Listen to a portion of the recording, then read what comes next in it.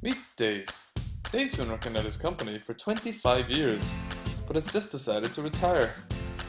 But all his experience and expertise will be lost to the company he's given so much of his time for. Just what's he going to do?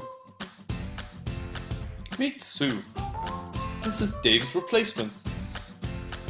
Sue's going to follow Dave around for a couple of weeks, watch how he works, learn from his example, and try to pick up all his great work practices learned throughout the years of trying, practicing, and succeeding on the job. Everyone seems to have an apprentice these days. Batman has Robin, Superman has Lois, Ben even has Jerry. So if it's such a good way to learn, why don't we learn this way in class? Well, now we can, with the cognitive apprenticeship approach. There are 6 methods to teaching with the cognitive apprenticeship approach. These are modeling, coaching, scaffolding, articulation, reflection, and finally, exploration. With modeling, the teacher first shows the kids how to do it right. What difficulties are there in the task? What are the goals with the exercise? What methods work best? The students observe and see how to do it right. And then, it's up to the students to start using what they've learned in the modeling section. But they don't have to be perfect first time, because the teacher will be coaching them through the whole time, giving feedback, hints and tips and reminders of the model. Coaching is what the cognitive apprenticeship model is all about, and runs right through the entire learning process. While a word of encouragement is great to have, sometimes we need to get some extra support as well. Anytime the teacher helps the student along in solving the problem by providing resources or hints, we call this scaffolding.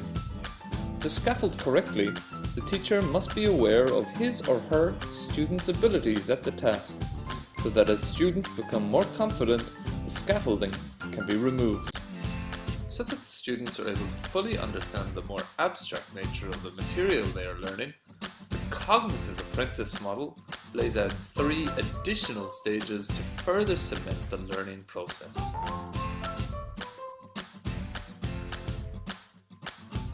In the articulation stage, the learner is asked to discuss what they've learned and about their decision-making process up to that point, in order to make the learner aware of his own cognitive development. Next, in the reflection stage, the students are then required to reflect upon their own work by comparing their own problem-solving processes with those of an expert or another student. And, ultimately, an internal model of expertise.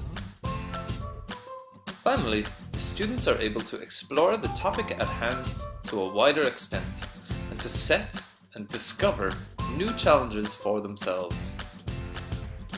This stage shows students that an important part of learning lies in reaching beyond what is already known, and that, with a superior level of knowledge, comes a greater freedom to discover new things. So, by giving students a clear model to work from, great support and a little help along the way, and then asking them to reflect and articulate about their experiences learning, students will be ready to explore the world on their own terms.